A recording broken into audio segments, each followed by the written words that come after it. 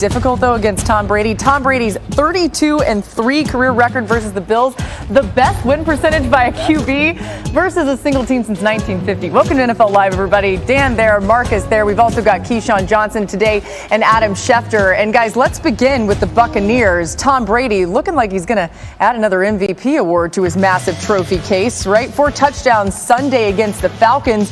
Brady is shining when the opposing defense succeeds. He leads all QBs in the league this season in touchdown passes, QBR, yards per dropback on plays where the opposing defense has earned a pass rush win. It's like, what are you going to do with this guy? It doesn't even matter. Let's bring in Bucs reporter Jenna Lane here. And Jenna, a big game here for Tom Brady and these Bucs. What can you tell us about what the team is saying around this one this week? Yeah, Laura, Tom Brady told me that he thinks this week is their most important game of the season. A lot is at stake for them right now. They're currently sitting in the 3rd seed of the NFC. They're vying, though, for higher seeding. They want home field advantage in the playoffs. And his teammates tell me they can feel that intensity heightened throughout the week. They can feel the ante upped quite a bit. And they also feel, as Brady put it, like their best football is still ahead of them. I do feel that intensity for sure. I mean, we got a playoff team coming in into our house. There's going to be a lot of pressure on the line, but like any other week, you know, we got to prepare like any other week. But they're a good team. They got a winning record. They got a lot of playmakers. They got a lot of good players on the defensive side of the ball. So it's going to be a pretty intense atmosphere. I would say it's going to be more of like another playoff atmosphere.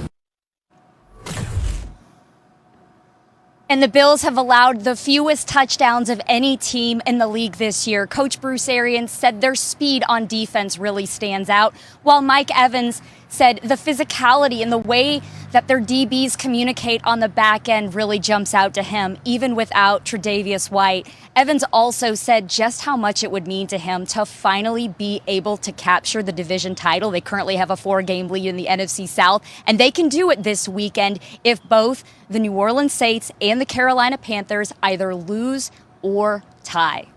Interesting. Jenna, it looks slightly nicer where you are than it is here in Bristol, Connecticut. Thanks for joining us. It's amazing. I know, right? We love it here. It's going to snow today. Yeah, right, exactly. So, you know, one of the things that we saw from Tom Brady against the Falcons is he was just throwing it all over the place. But as the Bucs prepare for this Bills defense, what should the game plan look like this week? Live in balance and multiplicity until you are afforded to go downfield. Listen, Tom Brady, we all know he's fine. If you need to throw the ball 40 times, he'll make good decisions, even though he's thrown some interceptions in these last few games. But Leonard Fournette, Ronald Jones, not only handing the ball off to him, but in their check downs, the easy access throws. We see Godwin always catching quick throws and throwing it up the field, and then exploit matchups with Rob Gronkowski. Listen, I text Dan during the game. I was like, Dan, how the hell does Rob Gronkowski keep playing like this? When he walks out to the huddle, everybody Sunday, I want you to watch Rob Gronkowski walk to the huddle. It looked like his knees are about to fall out of his legs, and then he ends up open and go for a touchdown. So that is the key for this team, to stay balanced and allow themselves to see what's open. Well, it's funny you brought up Chris Godwin's name, because I think one of the things that has started to stand out about this offense is it's really the second year for everybody in this offense with Tom Brady at quarterback. And what you're starting to see is they're all realizing that they're connected with each other when it comes to information. This is going to be 3rd down, okay? You talked about Gronk. Gronk is going to be in the number 3 position, and he's got what's known as like that crossing seam or through post. And then these 2 receivers on the outside have what's known as short ends, 5 yards and in. It's actually a play that we called chair in the past. It looks like a chair if you turn it sideways. Now, the read for the quarterback, Tom Brady, you're going to start with Gronk. If you like it in a matchup, it's alert, man coverage, great, take it. Then it's 1 to 2, always starting inside out. Now, we're going to pay attention to Marcus's boy, Chris Godwin, because this is how you understand how you're connected to others. In 3rd and 5, now when he gets to the top of his route, he's going to have vision on the inside, and he sees these 2 defenders kind of hanging inside. They're playing man coverage on Gronk, but they're having vision on Brady, like, okay, what are you doing with the ball? Now, Chris's rule should be on paper, 5 yards short and you're coming flat. But why am I going to run into the bad guys? The color. What he does is he gets to the top, it's 3rd and 5, and he's just going to kind of hook right there. Brady sees it the same way, puts it on him. Instead of running into color, it's 3rd and 5, catch, turn, 1st down conversion. This is one of my favorite plays of the game, though. This is Gronk outside by himself. They're going to motion Gronk in. This is 4th and 4. Gathering information. This is the connection part of it. And to everybody, it's just going to look like a simple conversion, little check down to Leonard Fournette. But it doesn't happen by accident. I want to bring it all the way back. Now, Gronk by himself outside right here. This is the information. This is A.J. Terrell, the cornerback. Right now, everybody on the offense, not just Tom Brady, is realizing that's zone coverage. It's not going to be man coverage if it's A.J. Terrell. Zone coverage. Now we're going to bring Gronk in, and it's going to be into the bunch. Now watch Brady. We've seen him do this so much, right? He's going alert, alert. We called 2 plays in huddle. We're not running our first play. It's zone. We're going to go to our second play. I love the butterfly effect here. Everybody in the bunch is like, hey, alert, alert, fellas. We're going to the second play. Big fella Leonard Fournette is even paying attention to the left of Brady, looking at him like, big fella, what are we doing? Okay, we're going to our second play. Now, the second process is this. Brady's pointing out protection. Hey, offensive line, I want you guys to go to this. I'll go back to Leonard Fournette. He automatically brings his eyes to the outside. Can't be man. It's not man. Not all of you guys can blitz. I only have this one defender overhanging on the edge. This is my favorite part of the play. This is what you do when you're connected as an offense. Leonard Fournette is getting to the line of scrimmage and getting his eyes back to Tom Brady. Knowing it's zone coverage, all those defenders drop out. He does a great job of having vision on Tom. He backs up to the first down marker. All of a sudden, first down. The understanding of how all those pieces are connected to one another is the growth of being in 1 year into the offense to the second year in the offense. I think Leonard Fournette is probably the biggest benefactor along with Chris Godwin when it comes to that. You know, you mentioned the connectivity of this offense. Key, the reality is if we were trying to sit here and describe the specific identity of this Buccaneers offense every week, you probably can't, right? That's the beauty of it, Laura, is that every single week they come up with a different game plan. And you got to tip your hat off to Byron Leftwich because he puts the game plan together, get it signed off on by Bruce Arians, and then they go out there and they execute it. And when you look at last week's game plan of the New England Patriots against the Buffalo Bills, the weather dictated that game plan. That wasn't necessarily what the Pats wanted to go in there with, but they had that in their back pocket. You look at the Indianapolis Colts and what they were able to do up in Buffalo. Jonathan Taylor rushed for 185 yards and 4 touchdowns. We saw what the New England Patriots did. But if they can have this balance, play action pass game, get the football on the dink and dunk, the screen game, take your shots when you can, but you cannot eliminate the run game, and they'll get out of Tampa with a W. Yeah, stop me if you've heard this before, but Tom Brady, the top contender to reach the Super Bowl, and it may be including the Patriots, his former team, but versus them, right? The Bucs and the Pats. Look at this. According to ESPN's Football Power Index, the Buccaneers and Patriots had the second and third best chances, respectively, to take home the Lombardi Trophy. There's a real chance they're playing each other for it. In fact, Bucs-Pats, the most likely Super Bowl matchup. Not a bad spot to be in for New England as they enjoy their bye week. And man, it's hard to sit here and not think about all the storylines. All right, as for the rest of the AFC, the Chiefs have won 5 straight in a no-lose November after throwing 5 touchdowns in Week 10. Mahomes hasn't thrown one since. The Titans led the conference in Week 10 at 8-2 before losing to the Texans, and Patriots now sit in the AFC's top spot there. And then there's the Ravens, who are the third in the conference and haven't scored 20 or more in a game in over a month. Lamar Jackson spoke about the offensive struggles today. We left stuff out there on the field. We just got to finish. We were driving the ball on certain drives. We just didn't finish. We got off the field. We were putting ourselves in bad situations, 3rd and long, 2nd and long and stuff. So, that's pretty much how it went throughout the whole game until towards the end. I mean, Lamar's not saying anything we hadn't been talking about too, right? They know what's going on here. And Key, how should the Ravens go about fixing this offense? Man, with all those injuries on the offense and the defense and the team in general, it's going to be tough to fix. You kind of just keep it afloat for right now. When you talk about getting production out of the offensive side of the ball, the receivers are still available. When you take a look at this list, look at all the 2 running backs that are gone. The 2 receivers are gone. Rashad Bateman never, ever got off at all this season being the number 1 pick. So when you talk about a team that is struggling on the offensive side of the ball, it starts with the Superman, the guy with the cape. And he's going to be who he is. It's not going to change. He's going to have to carry the team. Now, do I believe they can win the division? Yes, they can win the division. Can they make noise in the playoffs? If they can get some guys back healthy, then they can. If Mark Andrews makes that catch, if he makes that catch in that game, We're not even having this conversation. We're talking about what a great play it is, all of those sort of things. It did not happen. If he runs through the football, just run through the football, because Lamar Jackson did everything he was supposed to do. He delivered it, but when Andrews turned his shoulders, it slowed him down. They beat Pittsburgh. We're not having this conversation. They're sitting at 9-3, and we're talking about them being the top of the leaderboard in the AFC conference. Well, I think their pass game needs one word: definition. You guys ever seen the movie Billy Madison? Yeah. Yeah. Okay, and the Good lunch movie. lady comes in, she's talking about sloppy joes, and she's like, I made them no. extra sloppy for you. That is the Ravens pass game right Sloppy. now. Weeks ago, I talked about the Giants pass game and the poor spacing. I want you guys to watch these two receivers run essentially to the same location in this pass game. Who do we want Lamar Jackson to throw the football to? Both those guys are running towards the middle of the field. If he throws to either of them, it's going to be interception. There's a guy that's going to sit in the middle of the hash. He's got two defenders hanging outside of him. Now Lamar, again, covers it up, scrambles around, and makes a play, but the spacing on that play is poor. This next play made me absolutely nuts. I want everyone to get 5 yards into their routes. Where is Lamar supposed to throw? Up top, those guys are 3 yards from each other. At the bottom, those guys are 3 yards from each other. There's nowhere to go. The spacing is so poor. There's such a sloppy aspect of it. There's no definition. There's no structure. There's no rules. Those are 2 plays. I could have pulled 11 plays in their pass game from this past weekend's game that looked like that. Wow. There's a saying as a receiver: be where you're supposed to be, when you're supposed to be there, and don't fool the quarterback. I'm not absolving Lamar, but there's way too much of them breaking that cardinal rule. Yeah, look, man, I 100% agree with you, D.O., and I think we at the point of red alert, though. Ooh. And you know when it's red alert, it's about Wee-oo, Lamar. wee-oo. He has to start escaping. siren? Yeah, he has to start escaping.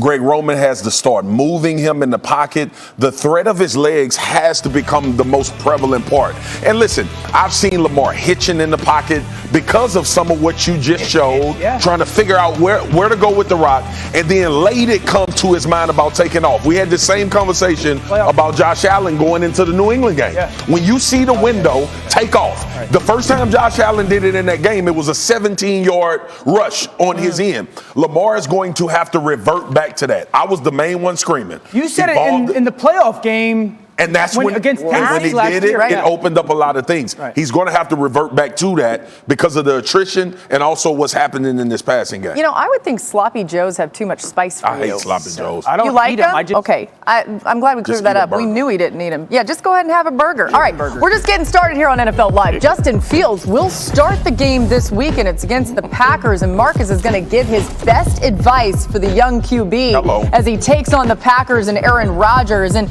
speaking of that, we'll update you on Aaron Rodgers' infamous toe probs. Go back out there. Not all the pain is gone from Justin Fields. He thinks he can tolerate the rib injury on Sunday night at Green Bay to play against the Green Bay Packers. And they want to start playing their quarterback, getting him developed, getting him the reps, and they figure this will be a great test going into Green Bay. But because he's made enough progress and because he's been medically cleared by the Bears doctors, the Bears feel like he's ready to take over as the starting quarterback Sunday night. Yeah, it's certainly an excellent test. More on that in just a minute as we read and react around the league with all the news. And a lot of people talking today, starting with Bears QB Justin Fields, who was asked about the news today, and here's what he had to say. You know, just try to see the game from a different perspective, and, you know, seeing it from the sideline, I definitely think you do. So you can kind of just think of different scenarios and kind of, you know, see what the defense is doing. So it was kind of cool just seeing it from a different perspective. But, I mean, the pain's just not unbearable. Like, I know there's going to be pain there, but, I mean, it is what it is. You have 3 cracked ribs. Of course there's going to be pain. So as long as it's just not, like, crazy pain where I can't bear it, I'm going to play in practice. Reminder, he's played through a lot of pain before, but what advice would you have for Fields heading into Sunday's game with the Packers, Marcus? Normally I wouldn't have any because Chicago is about to have a shake-up, but the fact that this is a division opponent and you get a chance to play in this game, a team that you're going to see for a large majority of your career, Justin Fields can build a lot of confidence against the Green Bay Packers, a defense that's playing really well. And if he can come back and use those things he saw from the sideline and have some success, I think it'll go a long way in his production and maturation process. Next stop, Kansas City, where despite the current 5-game win streak, Patrick Mahomes still has some concerns about that offense. He talked about it today. as a quarterback, I got to throw the ball in better places. Some of those drops are because the ball is not in the right placement. So if I can get the ball in a better place where it's more catchable, especially when they're in traffic, it'll probably cut down on those numbers. So that has as much to do with me as it does with them.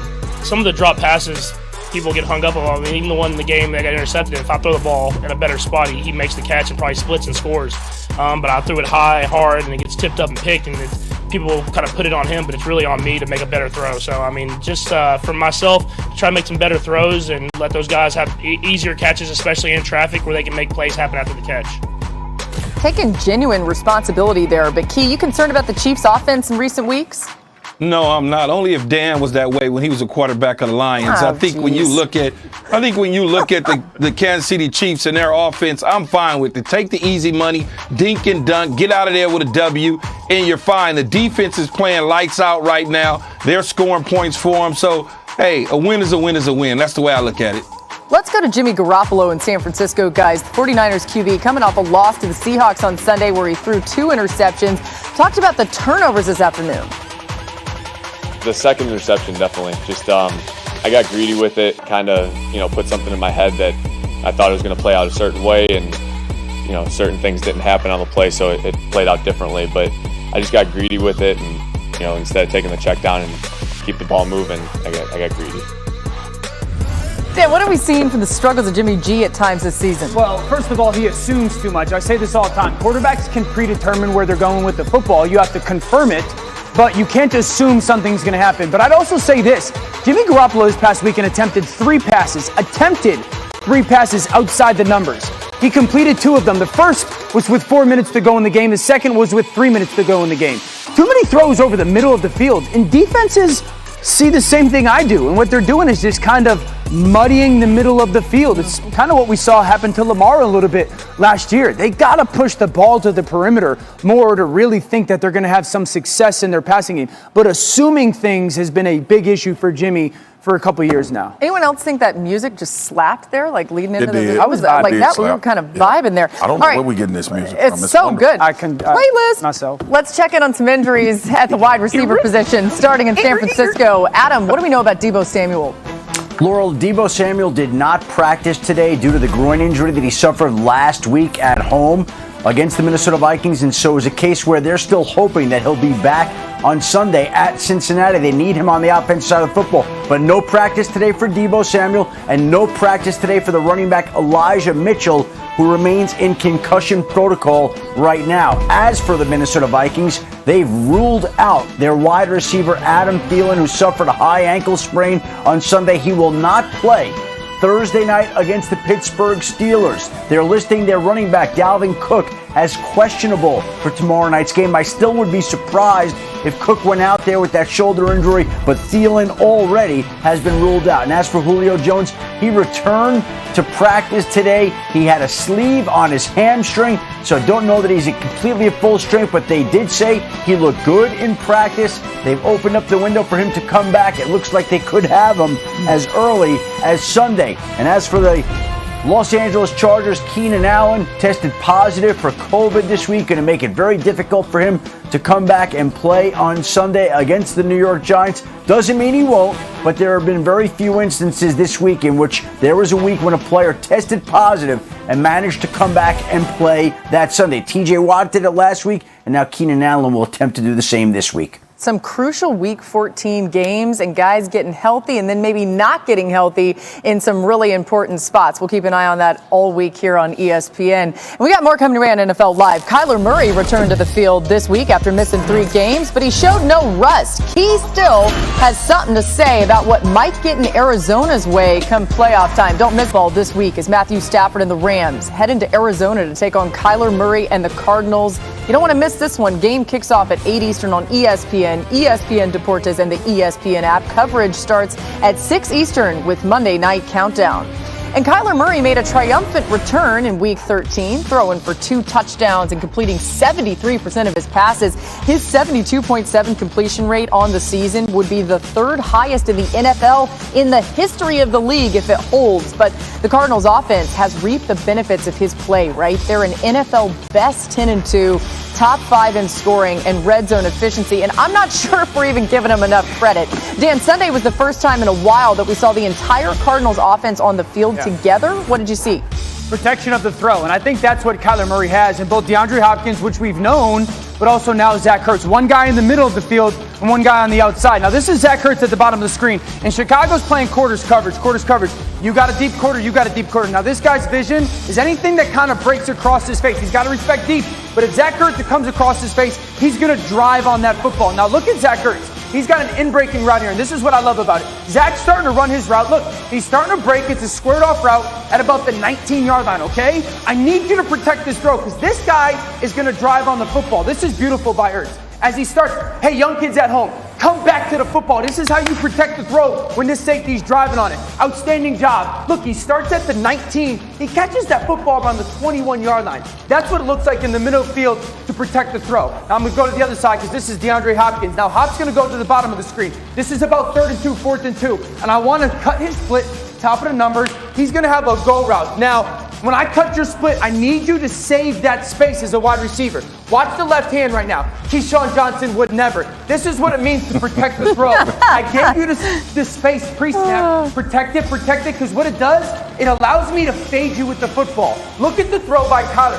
I can now fade you to that front pylon. You see the left arm out by Hop. That's just giving me that protection on the throw, and it's perfect. Look at the ball placement right there over the top. He now has 2 guys on this offense that have tremendous feel, but as a quarterback, he's got such great confidence in them because he truly believes those guys are going to protect the throw. Having Zach Ertz in the middle field to work in between those hashes and obviously Hop on the outside, this offense is going to be in a good place pass game-wise. Key, he said Key would never. Like I'm not worried about it. I'm not worried about it. I'm going to leave Dan alone today. I'll get him. No, you're right. Well, by the way, stay tuned for the next block of the show because I think you might get him there. All right. So, Swagoo, when you think about what you just saw there and just finally, once again, seeing this Cardinals offense on the field together, what comes to mind about this? Funny, you go pass game, I go run game. and I think it's something that the Cardinals, right. I think it's something that the Cardinals are not getting enough credit for. They are running the ball very effectively, and they're using Kyler to dictate what they want to do to offenses. You look at this little draw in the space that's created because away you have the 3 sits at the first down marker, and it allowed James Conner to end up on the 3rd level safety before the contact. Here, Kyler with his action, you have to wait because if it's a pull, I'm responsible for quarterback. By that time, linebacker gets over, it's a 10-yard run. So they're using their quarterback. All right, and we get enamored because Kyler is phenomenal and he makes plays with his legs. But I have to, we said this earlier this year, I got to give Cliff Kingsbury some credit, man. He's evolved this offense. At first, it was Kyler, go out there, see what you can do. All right, now he's using Hop. Go and get Ertz was huge. But in this run game in particular, and people say, zone read, whatever. No, it's a different animal with Kyler Murray at quarterback. It tests all defensive rules, and it's holding guys up and making them late, and it's allowing this run game to ascend. So, Key, we're talking all these great things about the Cardinals. They obviously have the Rams on Monday Night Football. They still have the Cowboys down the stretch here. Are they built to go deep in the playoffs? Because we know that they will be a team that we'll see in the postseason. You know what, Laura? Much to Marcus, what he just spoke about, they are built to make a strong run in the playoffs. The problem is the youth. How much experience do they have on that roster and coaching staff to understand what the playoffs are all about? And both these guys know what I'm talking about when you talk about the playoffs. The level intensifies. It goes up. When you think about teams like the Philadelphia Eagles under Andy Reid, it took them a minute. They go to the playoffs, they lose. The Tampa Bay Buccaneers under Coach Dungy, we go to the playoffs, we lose. Sean McVay most recently with the Rams, they go to the playoffs, they lose. You got to take some lumps before you can advance where they're trying to get to. Young teams just don't go to the Super Bowl. They're not handing out Super Bowl trophies like M&Ms, no matter what anybody says. They are a very good football team. There's no question about it. But they haven't been to the playoffs yet. Key, I like that point because when you talk about the intensity of the playoffs, we got one sample size right now with Arizona and a miscommunication in a playoff-type game against Green Bay. I just want to remind everybody that miscommunication between him and A.J. Green. In the regular season. So the intensity is like that every single play in the playoffs. Interesting. All right, let's get into some injuries, some more updates with Adam Schefter. Bad news out of Seattle today regarding Jamal Adams. What do we know, Adam? Laura, a short time ago, the Seahawks head coach Pete Carroll said that Jamal Adams is undergoing surgery that will end his season on a torn labrum. A big blow to Seattle's defense, losing somebody who's such a physical force, who's such a talented player, but he does need that season-ending shoulder surgery, which is a setback to Seattle's secondary moving forward. In Washington today, Montez Sweat, the pass rusher, was supposed to return to practice after missing the last 4 weeks due to a fractured jaw. However, he tested positive for COVID. As an unvaccinated player, that means he's out 10 days, which means he will not play Sunday against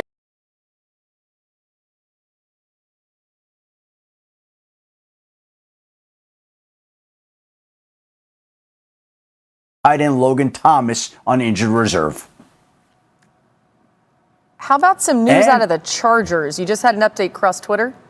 Yeah, Mike Williams, the wide receiver, was placed on the reserve COVID-19 list. So we already know that Keenan Allen tested positive. Now Mike Williams and Chris Harris, the cornerback, both have been placed on the reserve COVID-19 list. Not good. And speaking of the COVID-19 list, Mark Ingram, the Saints running back, also winding up there. So we're seeing a surge here after Thanksgiving with a lot of players. You'll remember on Monday alone, 11 players across the league tested positive.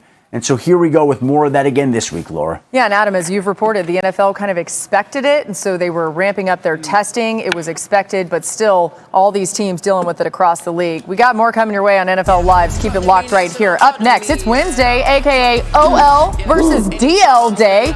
Dan's going to try to throw hands at Swagoo and probably get shut down, but we'll also walk you through crucial battles in the trenches this week that could decide some important games. We'll be right back.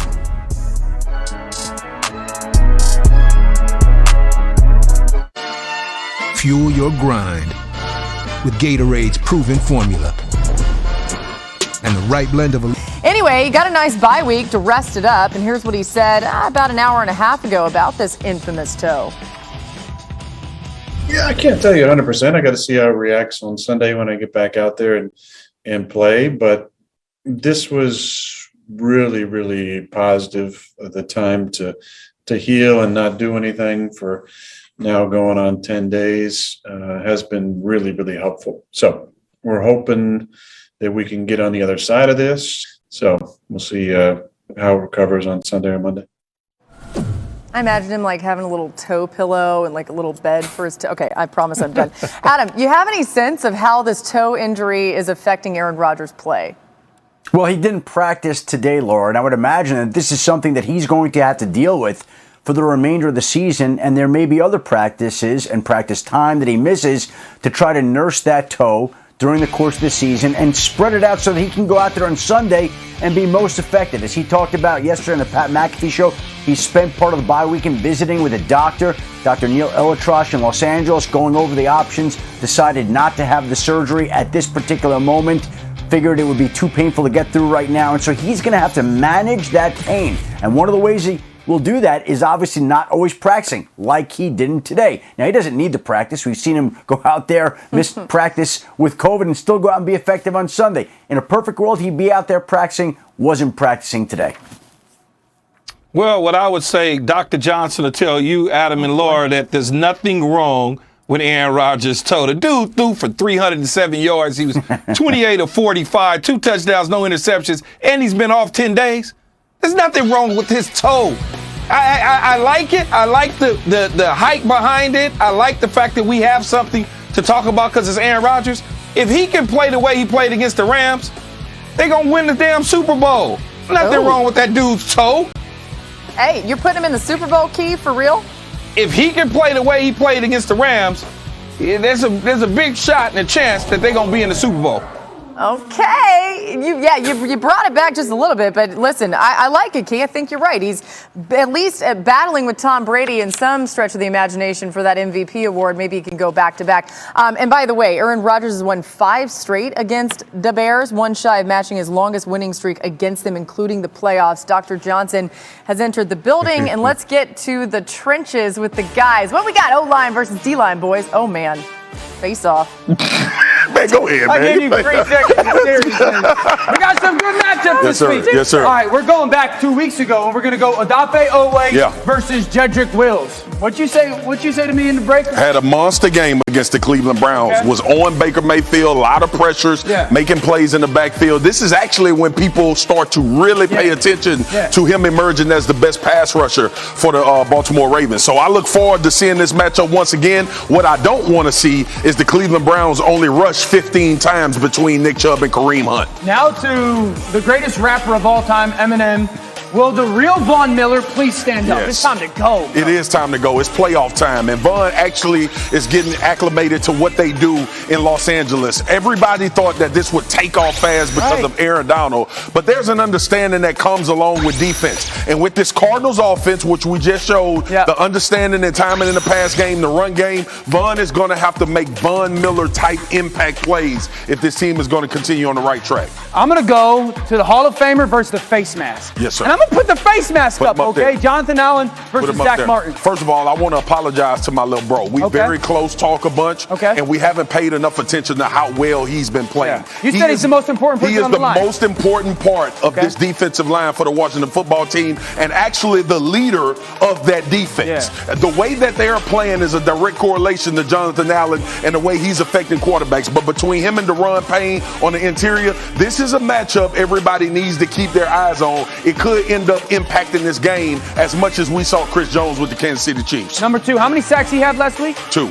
Okay, but I'm putting the big fella up front. Okay, Cody Ford, this is a massive matchup against one of the best, if not the best, D tackles in football. And I've been screaming, interior pass pressure has become more relevant than it has from the outside. Vita Vea, big physical presence. Obviously, we've talked about the Buffalo Bills run game and asserting themselves in that regard. That is where Cody really has his hands full. It's not that Vita can't rush the passer, but if you want to become a multiple offense and balance, you cannot let him wreck the game like Devon Goddard did for the New England Patriots last week. That's a great point. Now this is the best matchup of the weekend. Yes, sir. Yes, sir. Again, a Hall of Famer, but I'm going to put the guy who looks like he ate Zach Taylor and became just his bigger twin, Trey Hendrickson. He's accounted for 13 sacks created this year going against one of the best in the business. No doubt about it. Trent Williams is the best in the business. And when you look at Hendrickson, this is Mina Kimes' guy, so I hate to take shine away from him, but he's going up against a really athletic offensive tackle that can match him footwork. His hands, Trey Hendrickson's hands are going to be vitally important. He's a pass rusher, Dan. He gets after the passer as well as anybody in the entire football league. Got to win in the run game. That's where Trent really ascends with the speed, the ability to get you off balance and knock you down. I've been a victim of that before. Hey, I figured out how to get you guys to be quiet for 5 seconds. Staring contest, face off, but it only lasts for 5 seconds. Somebody laugh, please. Who's winning? Marcus is losing. All right, still to come. Jerry Jones not happy with the Cowboys wide receivers. Who really is the problem in Dallas? We'll dive into it. Let's check back in on the staring contest. Anybody winning? Anybody losing? Dan, you lost.